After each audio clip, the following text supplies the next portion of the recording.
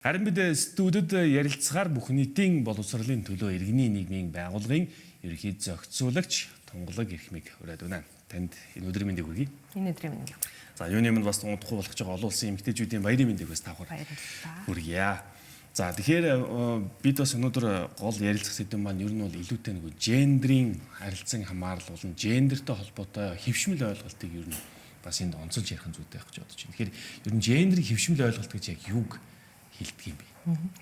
Энэ нь болохоор одоо эрэгтэй эмэгтэй болгон одоо бусад хүйсийн хүмүүсийг одоо ямар ах хэвтэй гэдэг шинж чанарыг ингээд хүйсээр нь ялгаж тогтоож өгөөд жишээ нь сая хэлж шít эмэгтэйчүүд илүү дуулууртай ах хэвтэй эрэгтэйчүүд тэгвэл илүү төрөмгийн зан чанартай ах хэвтэй гэдэг ч юм уу те.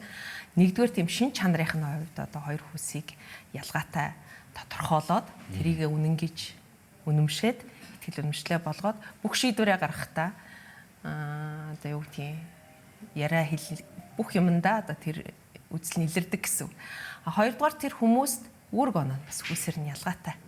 Эрэгтэйчүүд манлайлагч байна, эмэгтэйчүүд дагагч байна, эрэгтэй хүн дарга байна, эмэгтэй хүн гүйцэтгэхдээ илүү сайн ч гэдэг юм ингээд дандаа үүрэгэр бол бүр мэрэгчлэр хуван энэ цаашаа гүнзгийр бол багш хүн эмэгтэй байвал дээр тэ эрэгтэй хүн инженер байвал дээр гэд ингээд бүр ингээд үүрэг ролыг хүүстэй ингээд хамруулад хуваарлаад явцдаг. Тэгээ энэ одоо охид хөвгүүдийн мэрэгчил сонголт, карьер, ажил албан тушаал твших энэ бүгдэд амьдралын туршид нөлөөлдөг. Гуравт нь болохоор яадаг вэхээр энэ хүмүүсийг аль орон зайд байх эрхтэй вэ, аль орон зайд байх эсгүй вэ гэдэг бүр орон зайг нь хүртэл хязгаарлаж эхэлдэг.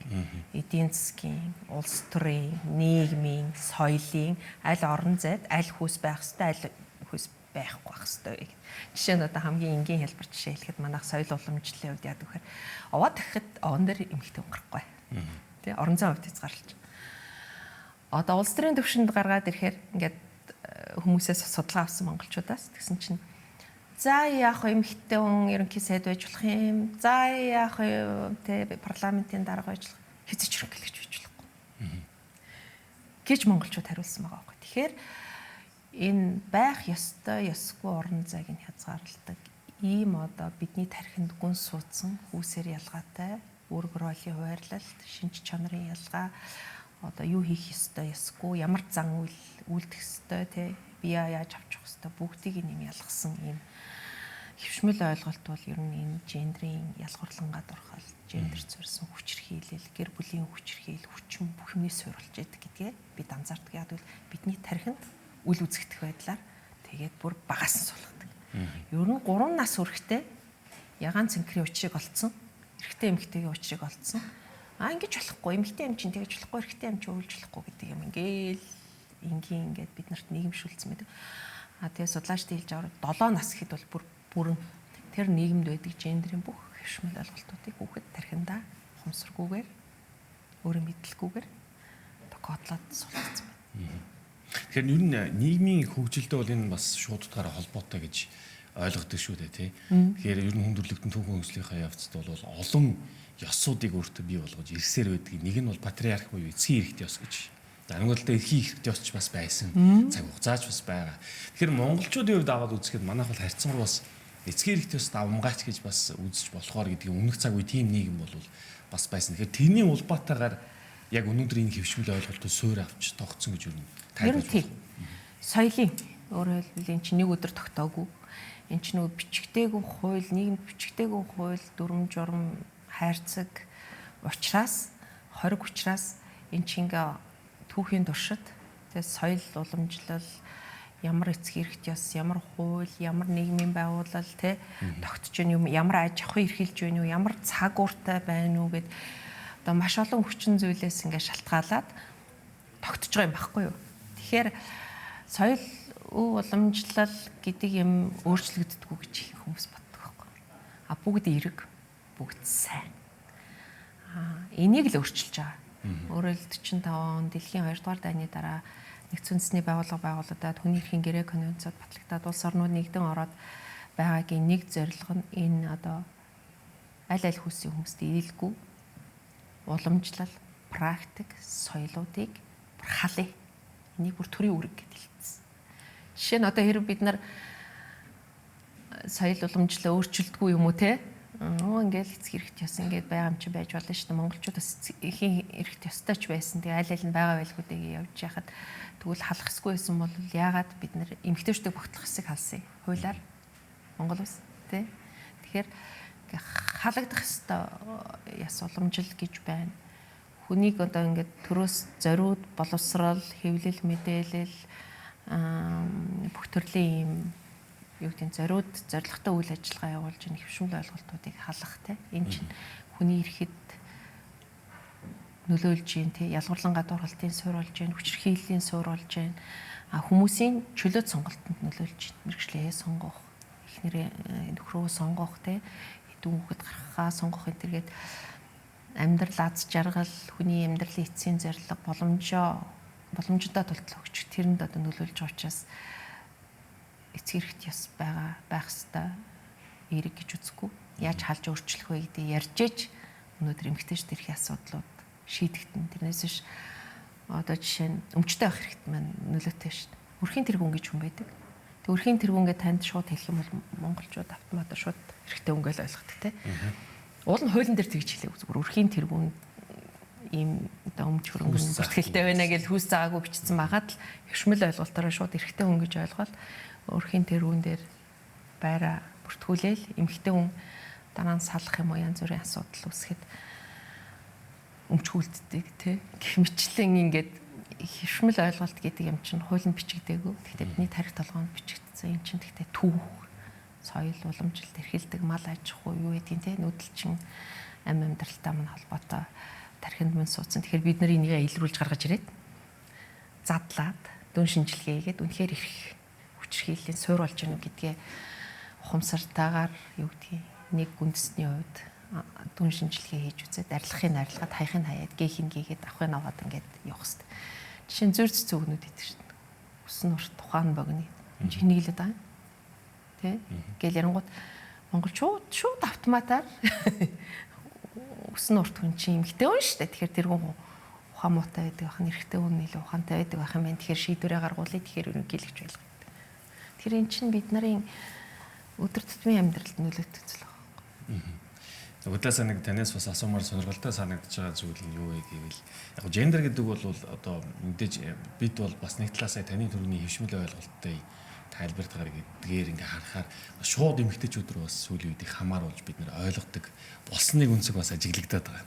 Өөрөөр хэлбэл эмэгтэйчүүдийн эрхч гэдэг юм уу, эмэгтэйчүүдийн тэгш байдал гэдэг ингээд агил нөгөө талд эрхтэй гэж бас нэг хүс байгаа шүү дээ чинь тий. Тэгэхээр гендрийн аль нэг давуу байдал гэхээс илүү энэ бол тэнцвэрийг хадгалах тухай бид нэр үргэлж хичээж түүний төлөө одоо бол орчин цагийн судалгаа явж байгаа гэж харж байгаа. Нөгөө төр сэтгэл зүй болон сэтгцэд хүртэл нөлөөлөх төвшөнд бас хүрсэн гэж хардаг шүү дээ. Одоо түрүүний хөвшмөл ойлголт бол үүд ирэх хүн уйлж болохгүй, ингэх ёстой, тийм байх ёстой, хатуу байх ёстой шүү. Гэтэл эмэгтэй хөлтөг бол нөгөө тал тэгж болохгүй, ингэж болдгоо юм гэдэг юм. Тэгэхээр энэ бүгдийг бид одоо орчин цаг 21-р зуун 2 дахь мянгад хэрхэн яаж тэнцвэрийг олж явах ёстой гэж байна. Тэгтэл эрэгтэйчүүдийн эрх зөрчигдөж байгаа маш олон асуудлын суурин дахиад гендрийн хөвшмөл ойлголт энэ гендрийн асуудал байдаг байхгүй. Жишээ нь одоо дундаж наслалт 10-аар богино гэдэг шүү дээ эрэгтэйчүүдээс. Гэхдээ яагаад ингэж тэгэхээр эмэгтэйчүүдээс болоог байхгүй. Манайхан яадаг вэ гэхээр автоматар шууд эрэгтэйчүүд болохгүй бол эмэгтэйчүүд буруутай гэдэг юм ингээд ярих гэдэг. Тэгтэл тэрний суурь нь юу вэ гэхээр эрэгтэй хүчтэй байх хэрэгтэй. Нөгөө нэг хөвшмөл ойлголт чинь эрэгтэй хүчтэй байх хэрэгтэй, гоншихгүй байх хэрэгтэй, эрүүл чирэг байх хэрэгтэй. Тэгээд өөрөөр авч явах хэрэгтэй, өөрөөр авч явах хэрэгтэй. Тэр эдийн засгийг бүрэн даах хэрэгтэй гэдэг чинь дахиад нөгөө эрэгтэй хүнд оноос нь тий дүр ахгүй. Тэгээ ачаал өгөөд эхлэнгүүд эрэгтэй хүн тэр дүрдээ нийгмээс тулгаж байгаа тэр хөвшмөл дүрд тэнцхийн тулд өнөөдөр эмнэлэгт үзүүл яах эмнэлэгт хэвтүүл би цалин орлого гэсэн шүү дээ. Гэдэг ч юм уу тий. Энэ шалтгаанаар эмнэлэгт үзүүлэхгүй байхад бараг л эмэгтэйчүүд үзүүлэхгүй байгаа юм шиг тий. Эмэгтэйчүүд эрэгтэйчүүдийг үзүүлэхгүй байгаа юм шиг ингэж ойлгоод энэ хоёр хүсийг ингэж тесрэгцүүлэх юм яриад байдаг. Тэгэхээр